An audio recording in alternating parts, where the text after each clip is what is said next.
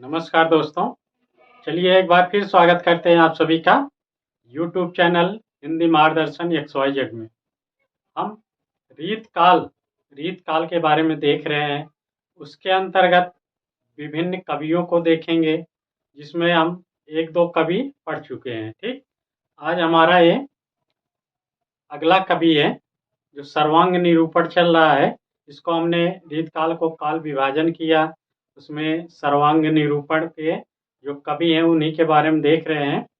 तो आज हमारे एक सबसे महत्वपूर्ण कवि कौन, देव, जिसको हम देव के नाम से जानते हैं।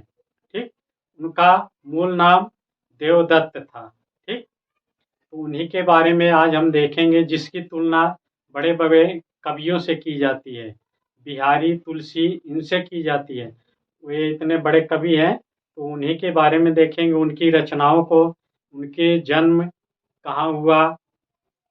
ठीक, इन सब के बारे में हम विस्तार से वर्णन करेंगे, क्योंकि यहाँ से प्रश्न बनने की संभावना हमेशा बनी रहती है, क्योंकि ये चर्चित कवि हैं, इसलिए यहाँ से प्रश्न बनता है। तो इसमें हम देखेंगे आज देव,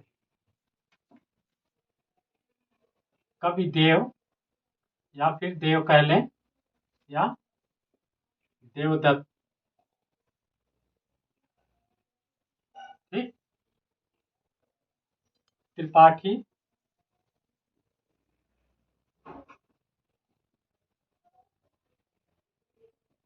इस तरह से। ठीक, देव या देवदत्त त्रिपाठी, इनका जन्म कब हुआ था? 1673 ईस्वी। कहाँ पे? कुसमारा, इटावा, कहाँ है? उत्तर प्रदेश।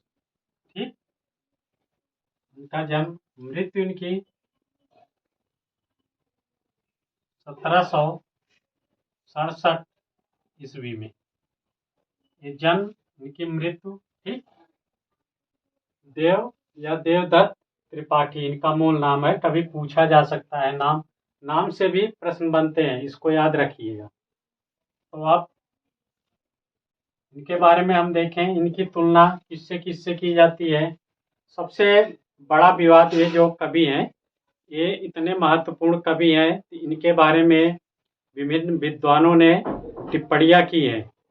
इन पर कुछ ने देव को सबसे बड़ा कवि माना है, कुछ ने बिहारी को। तो इसमें कौन कौन इस विवाद के जन्मदाता? मिश्रबंध थे। मिश्रबंध जो थे, इस विवाद के जन्मदाता थे, मिश्रबंध। इन्होंने देव को सबसे बड़ा कवि माना, सबसे बड़ा कवि। ठीक, इसी विवाद को लेकर आगे दो तीन कवि ऐसे आए जो उस विवाद को और बढ़ा दिए। तो इसमें देखे कौन कौन थे। पहले कवि थे कृष्ण बिहारी मिश्र। बिहारी मिश्र, इन्होंने देव और बिहारी नामक रचना की। इसमें इन्होंने सबसे बड़ा किसको माना? देव को। फिर लाला भगवान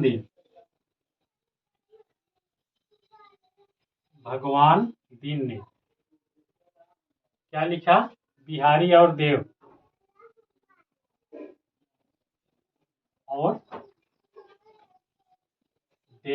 इन्होंने बिहारी को सबसे बड़ा कवि माना। इस तरह ये विवाद चलता रहा यहाँ से, मिश्रबंध से।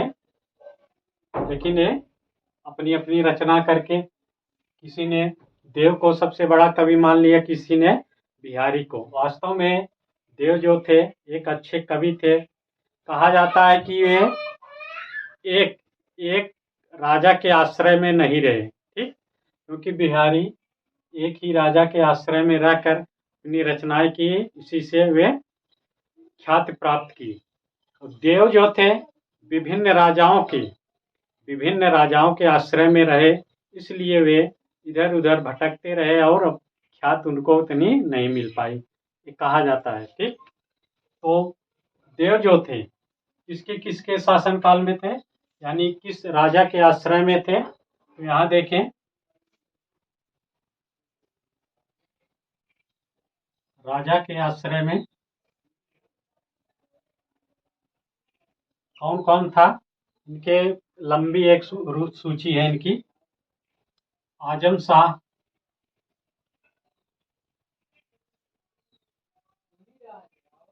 दूसरे भवानी दत्त वैश्य, भवानी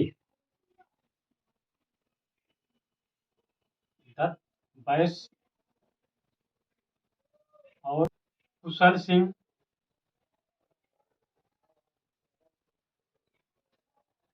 और भोगीलाल,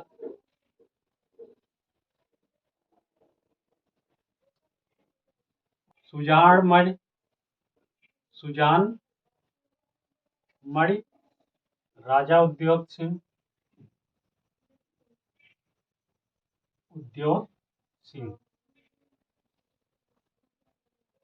एक अली अकबर थे, अली अकबर। ठीक, इतने राजाओं के आश्रय में रहे, तो आप खुद समझ सकते हैं कि देव जो थे कहाँ कहाँ गए, किस राजा के आश्रय में, लेकिन उन्हें सबसे ज्यादा यहाँ भवानी दत्त वैश्य यहाँ ज्यादा दिन थे और वहीं ज्यादा इनको कुछ ख्यात प्राप्त हुई थी। ठीक, ये था देव के बारे में उनका जीवन परिचय। फिर आगे देखें, इसमें देव महत्वपूर्ण कवि हैं। देव श्रृंगारिक कवि थे, जिसे हम मादक सौंदर्य के कवि कह सकते हैं, अर्थात श्रृंगारिक कवि थे, श्रृंगारी कवि थे। इन्होंने जो भक्ति काल की संत परंपरा थी शाखा, उसके विरोधी थे। किसके? जो भक्ति काल के अंतर्गत सूफी काव्य, भक्ति काल के अंतर्गत निर्गुण संतों की जो जात पात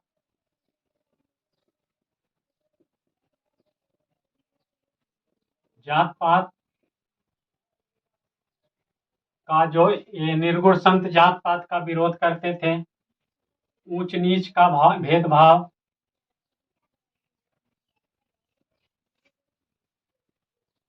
नीच का भेदभाव, जो निर्गुण संत जो थे जात पात और ऊंच नीच का भेदभाव बताते थे, उसके विरोधी थे कि ऐसा नहीं होना चाहिए। कौन? देव। ठीक, इन्होंने एक छल नामक संचारी भाव, देव जो थे छल नामक संचारी भाव की खोज की थी। ठीक, कौन सा? कभी प्रश्न पूछे, छल नामक संचारी भाव, यह किसके अंतर्गत है? अवहिथा।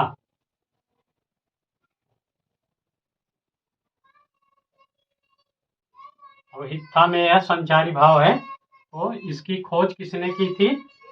देव ने। ठीक, अब हम इनकी रचनाएं देखें, यहाँ से प्रश्न बनते हैं। जितना हम लोग पढ़ रहे हैं सभी जगह से प्रश्न बनते हैं, तो अब हम इनकी रचनाओं को देखें। मिश्र बंधु में सबसे पहले मिश्र बंधु देखें। इन्होंने देव की लगभग 72 रचनाओं को बताया है मिश्र बंधु में, और आचार्य रामचंद्र शुक्ल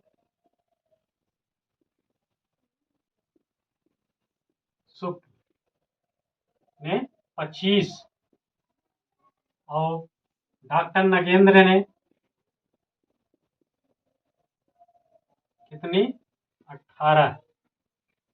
फिर कुछ विद्वान जो है इनकी रचनाएं 52 मानते हैं कुछ विद्वान। इनकी रचनाएं 52 बताते हैं। ये था मिश्र बंधु के अनुसार 72 रचनाएं, शुक्ल के अनुसार 25, नगेंद्र के अनुसार 18, तो कुछ विद्वान जो है 52 रचनाएं बताते हैं, लेकिन सर्वमान्य यही होता है कि इनकी 18 रचनाएं थी। सर्वमान्य 18 रचनाएं हैं, ठीक। लेकिन हम देखेंगे कई रचनाओं को, तो इसमें देखेंगे तो एक एक करके देखें हम इनकी रचनाएं, उसके किसके बारे में लिखा गया है, एक एक करके क्रम वाइज से देखते हैं। तो चलिए हम देखें रचनाएं।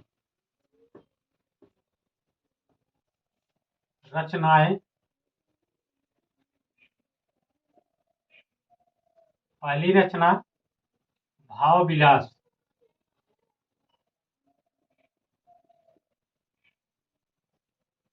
कब रची गई? 1689 ईस्वी में, ठीक, इसकी रचना हुई। यह 16 वर्ष की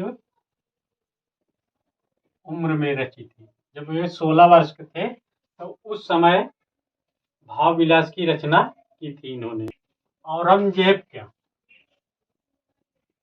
औरंगजेब का जो पुत्र था आजम शाह,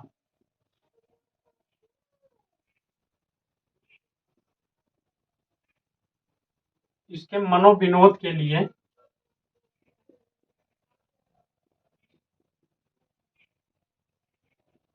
इसकी रचना की थी, ठीक। औरंगजेब का पुत्र जो था आजम शाह, उसके मनोविनोद के लिए, उसके आनंद के लिए इसकी रचना भाव विलास की थी। इसमें 39 अलंकारों का प्रयोग है। कितने? 39 अलंकारों प्रयोग किया है, ठीक। 16 वर्ष की उम्र में इसकी रचना की थी। यह रस संबंधी ग्रंथ है। इसमें श्रृंगार रस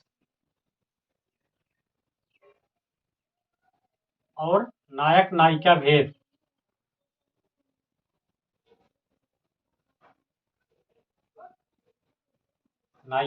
है, ठीक।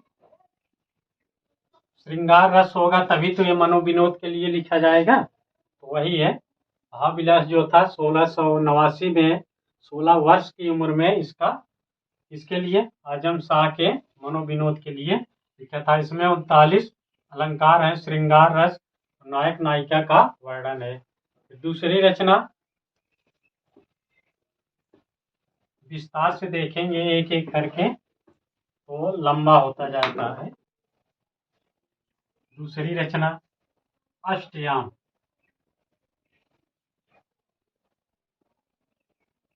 ठीक। तीसरी रचना, पहले हम रचनाओं को देख लें, उसके बाद उसका विस्तार से वर्णन करेंगे। भवानी विलास,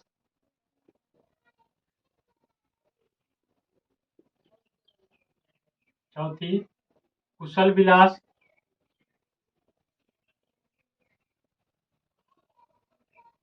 जिसके जिसके आश्रय में थे सभी पर इन्होंने उनके नाम से ही रचनाएं की थी। पांचवा प्रेमचंद्रिका,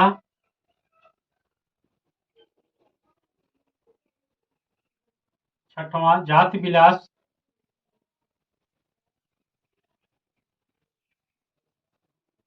सातवां रस विलास, राग रत्नाकर, आठवां राग रत्नाकर, नौवां देव शतक, 10 देवचरित, 11 शब्द रसायन, सुजान विनोद, 12 सुजान विनोद, 13 सुख सागर तरंग,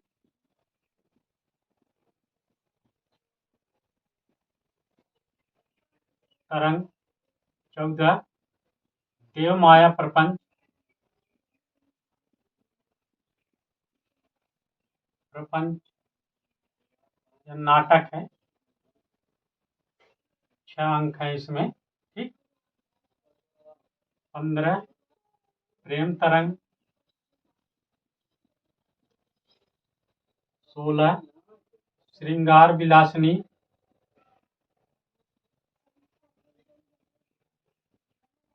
'संस्कृत ग्रंथ है।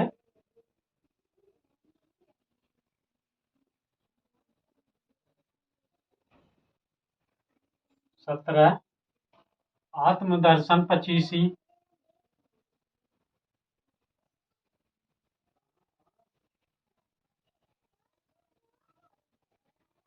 18 जगत दर्शन 25, जगत दर्शन 25। ये 18 रचनाएं। और रचनाएं हैं जो मिली हैं उसको भी देखेंगे। यहाँ पहली रचना भी लिख दें, भाव विलास। अब याद करने में कोई दिक्कत नहीं। भाव अष्ट भवानी, कुशल प्रेम जात, रस राग देव देव, शब्द सुजान सुख सागर। इस तरह याद रखिए। तो भाव विलास, इसके बारे में हमने देखा। अष्टयाम, अष्टयाम भवानी विलास, कुशल विलास, प्रेम चंद्रिका, जात विलास, रस विलास, राग रत्नाकर, देव शतक, देवचरित, शब्द रसायन, सुजान विनोद, सुख सागर तरंग, देव माया प्रपंच ये नाटक है। प्रेम तरंग, श्रृंगार विलासिनी ये संस्कृत ग्रंथ है। आत्मदर्शन 25, जगत दर्शन 25। तो ये 18 है। और कुछ देखेंगे अभी इसके आगे। तो अब इसके बारे में थोड़ा थोड़ा देख लें। यहाँ देखिए, कुशल विलास और जाति विलास ये दोनों हस्तलिखित ग्रंथ हैं। अभी इसको हम बता देंगे इकट्ठा, ठीक। इसमें हम एक एक करके देख लें।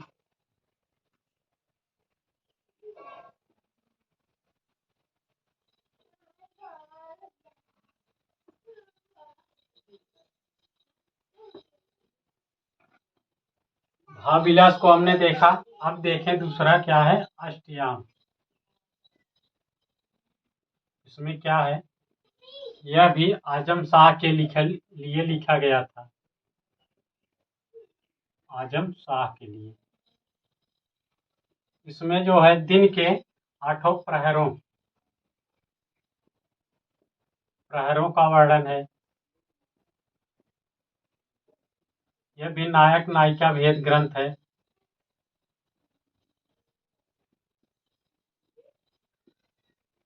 भेद ग्रंथ, ठीक।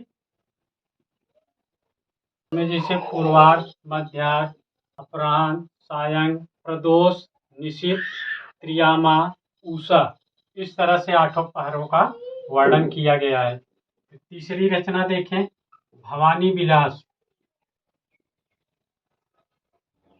विलास यह रस ग्रंथ है।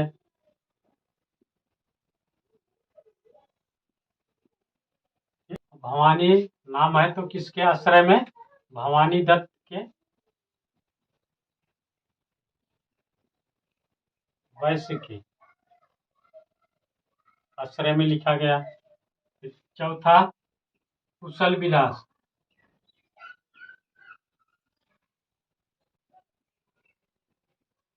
ये राजा कुशल सिंह के आश्रय में लिखा गया। कुशल सिंह। 5 प्रेम चंद्रिका।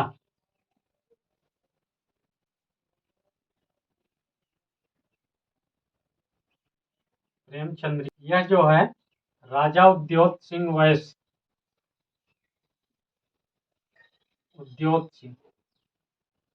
उद्योत सिंह वैश्य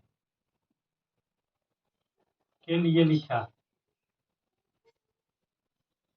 किसके लिए, राजा उद्योत सिंह के लिए। कौन सी, प्रेम चंद्रिका। तो इसमें क्या है, विषय वासना का तिरस्कार, वासना का तिरस्कार, प्रेम का महत्व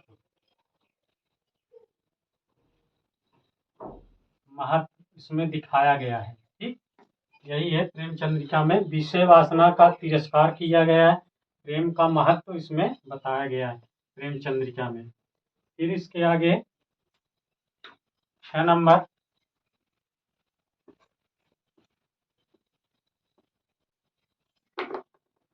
जाच विलास।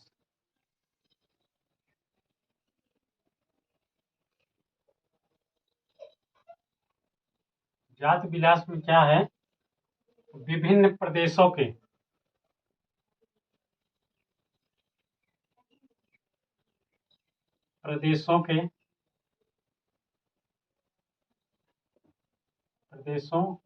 की स्त्रियों का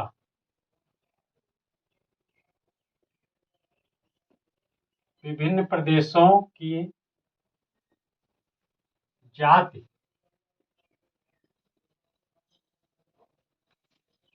विभिन्न जात की स्त्रियों का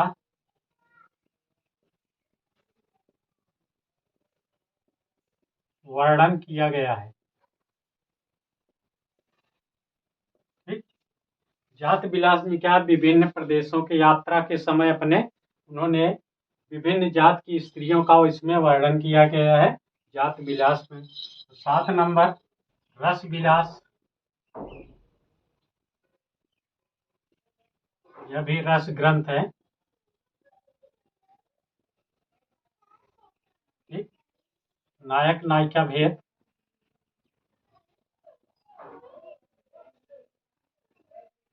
भेद ग्रंथ है। ठीक, यह भोगीलाल वैश्य के आश्रय में लिखा।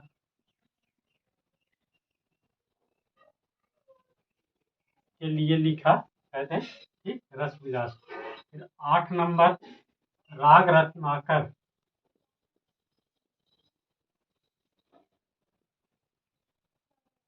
यह शिक्षा ग्रंथ है, शिक्षा से संबंधित ग्रंथ।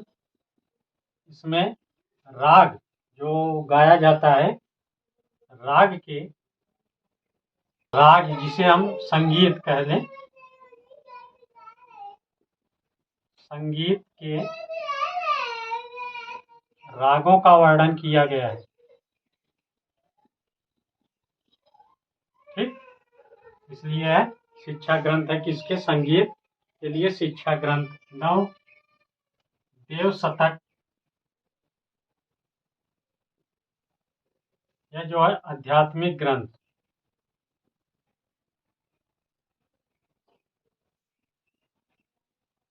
है। ठीक, 10, देवचरित। कृष्ण के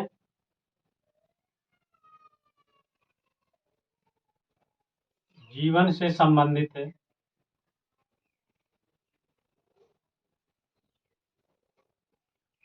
प्रबंध काव्य है। ठीक, फिर 11 नंबर देखें,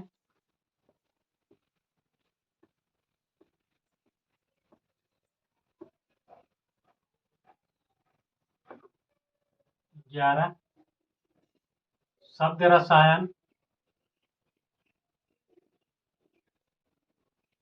या तो फिर इसे हम काव्य रसायन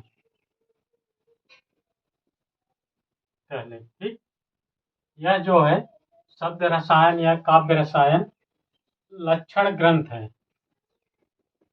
लक्षण ग्रंथ। यह सर्वांग निरूपण है, सर्वांग निरूपण अर्थात सभी अंगों का इसमें वर्णन किया गया है। 11 प्रकाशों में विभक्त है, विभक्त है। ठीक, इसी में छल नामक संचारी भाव का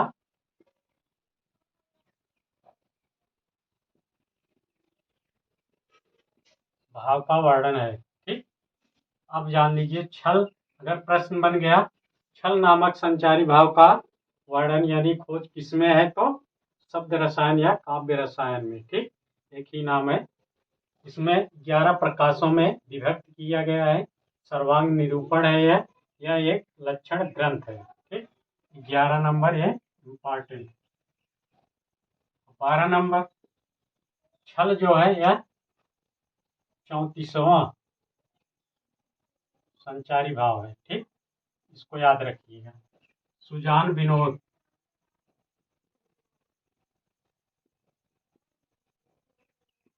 सुजान मढ़ के आश्रय में लिखा गया है।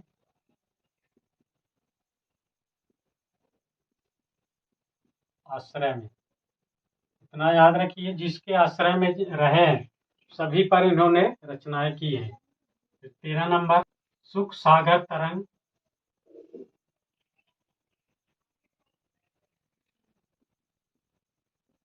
यह क्या है? यह रस ग्रंथ है। नायक नायिका भेद है,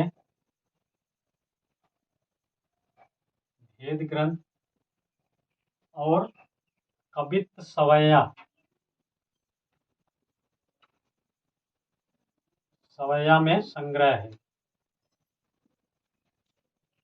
ठीक, सुख सागर तरंग। 14 नंबर देव माया प्रपंच, प्रपंच यह एक नाटक है। प्रबोध चंद्रोदय के, संस्कृत के जो प्रबोध चंद्रोदय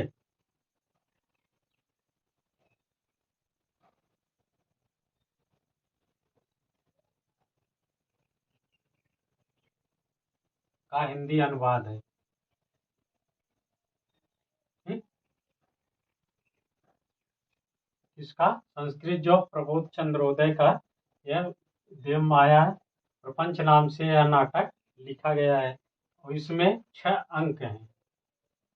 याद रखिएगा 6 अंक, अगर अंक पूछे तो 6 अंक है। 15 नंबर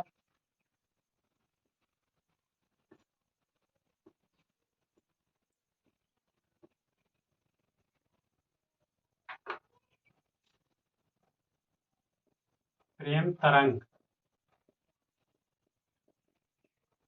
प्रेम तरंग एक भारतेंदु का भी है, आगे देखेंगे, देख जान लीजिए। ठीक, याद रखिएगा प्रेम तरंग एक भारतेंदु का भी है। इसमें भी 6 अंक हैं। इसमें प्रेम के महत्व को दिखाया गया है।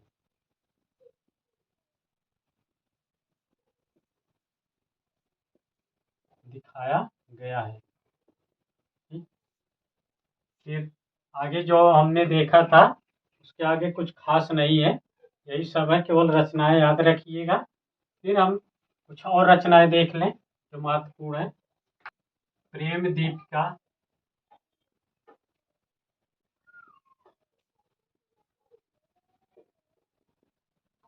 दूसरा सुमिल विकास, सुमिल विलास,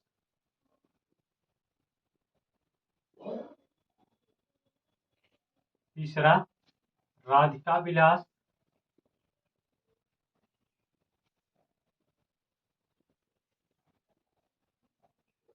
चार नीत शतक, 5 वृक्ष विलास, 6 पावस विलास,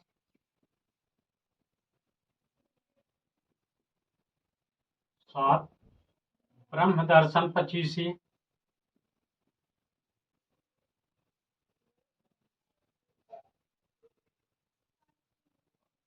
8 तत्व दर्शन पचीसी,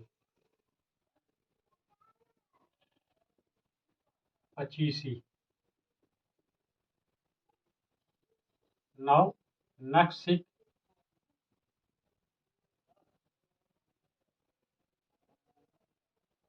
10 प्रेम दर्शन। इतनी रचनाएं और जानते रहिएगा।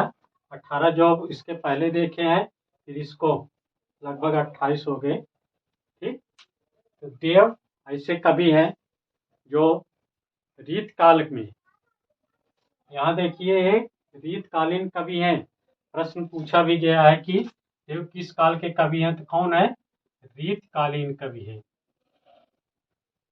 इसको याद रखिए। ठीक, अब हम इसमें देव के बारे में हमने उनके जीवन परिचय, उनकी रचनाएं देखा, रचनाओं को विस्तार से देखा। इसके बाद हम देखते हैं कुछ और इसमें।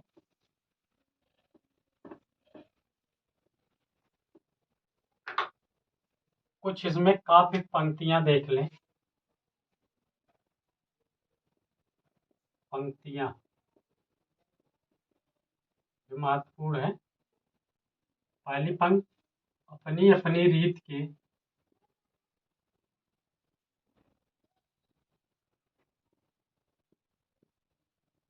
के काव्य और कवि रीत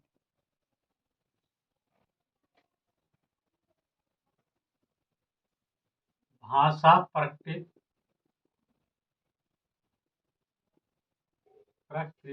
संस्कृत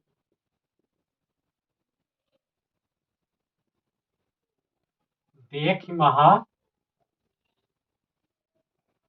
महाकवि पंत। यह पंक्ति किसकी है? यह पंक्ति शब्द रसायन से ली गई। ठीक, दूसरी पंक्ति देखें, अविधा उत्तम काव्य है,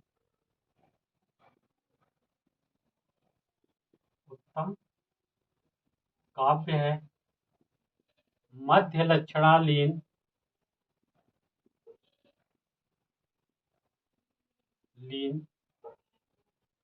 अधम व्यंजना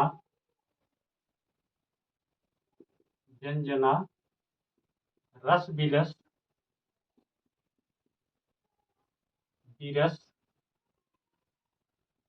उल्टी कहत नवीन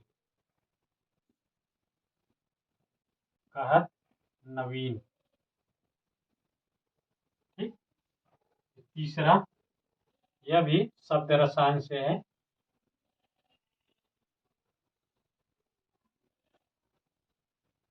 शब्द जीव ही अर्थ मन रसमत सुजत शरीर।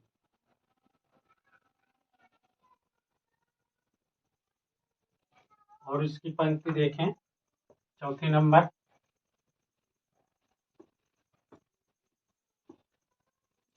चर्चित पंक्ति है,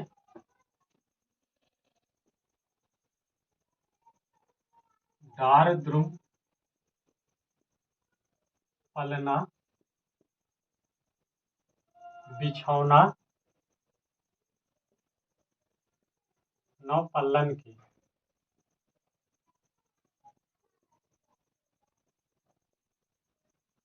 सुमन झंगूला सोहे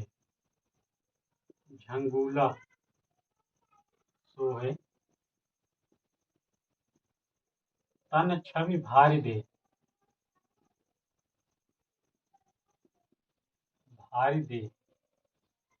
ये थी उनकी कुछ पंक्तियां जो महत्वपूर्ण पंक्तियां थी। तो अब इनके बारे में देखें, विभिन्न विद्वानों द्वारा इन पर की गई टिप्पणी, किसने क्या कहा है इसके बारे में देख लें। मिश्रबंध इनको सबसे महत्वपूर्ण कवि मानते हैं। इन्होंने यहाँ तक कह दिया कि तुलसी के बाद जो है देव कवि है। इतने बड़े यानी इतने ऊंचे स्थान पर पहुंचा दिया कि तुलसी के बाद देव सबसे बड़े कवि हैं।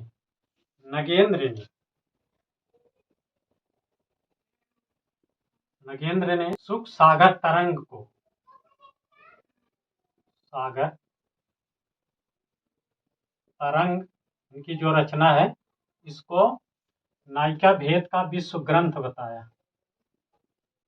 नायिका भेद का विश्व ग्रंथ।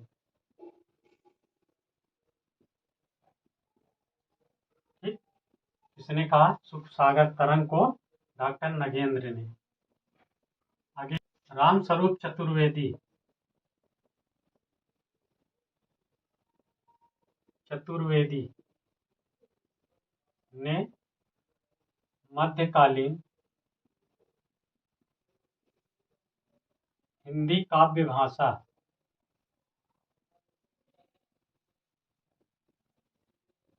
इसमें इन्होंने कहा कि देव की ध्वनि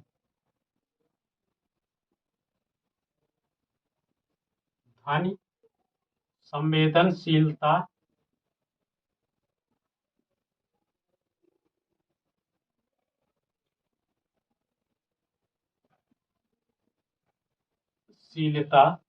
रीतकालीन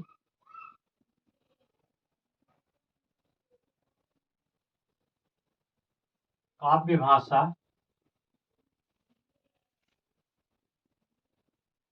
में अप्रतिम है।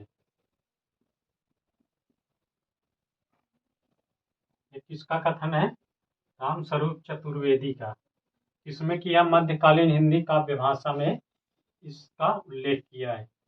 हजारी प्रसाद द्विवेदी।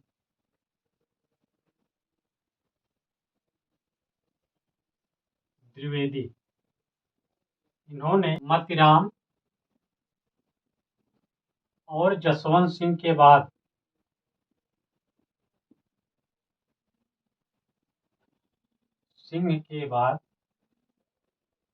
यदि कोई सचमुच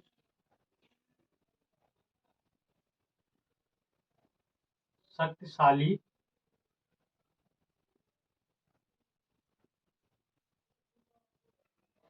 कवि और अलंकारिक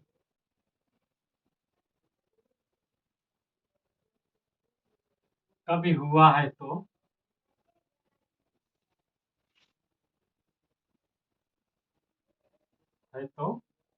वह देव कवि थे।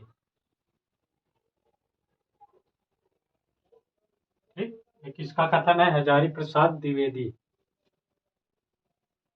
क्या कहा? मोतीराम और जसवंत सिंह के बाद यदि कोई सचमुच शक्तिशाली कवि और अलंकारिक कवि हुआ है तो वह है देव कवि। ठीक, फिर हम कुछ और देखें। शुक्ल का भी कथन देख लें, उनके बारे में उनका क्या विचार है, क्योंकि शुक्ल का कथन सर्वमान्य होता है। रामचंद्र शुक्ल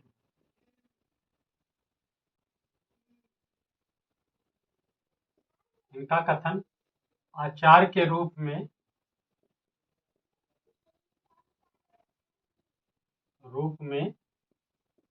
इनको कोई स्थान नहीं दिया जा सकता है। स्थान नहीं दिया जा सकता, नहीं दिया जा सकता। इनको आचार्य नहीं मानते हैं। कौन? आचार्य रामचंद्र शुक्ल। दूसरा, देव में कहीं कहीं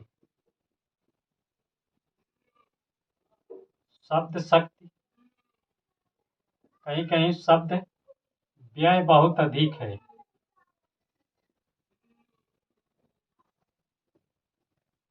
ठीक, अर्थात शब्दों का ज्यादा प्रयोग किए और अर्थ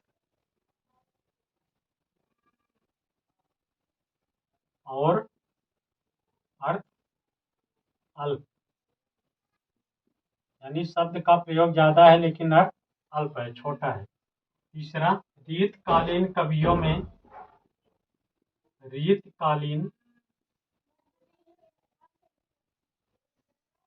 में बहुत प्रागल्भ और प्रतिभा संपन्न कवि थे। ठीक। शीतकालीन कवियों में बहुत प्रागल्भ और प्रतिभा संपन्न कवि थे, इसमें कोई संदेह नहीं, कोई संदेह नहीं।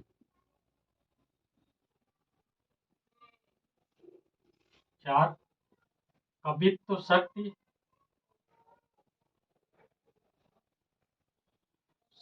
और मौलिकता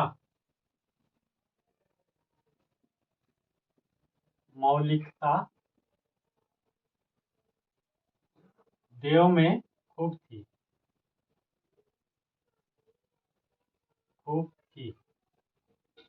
पर उनके सम्यक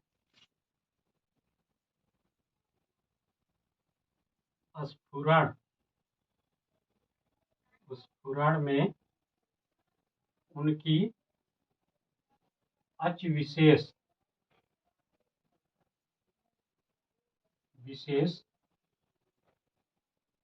रुचि ठीक, स्फुरण में उनकी रुचि विशेष प्रायः बाधक हुई।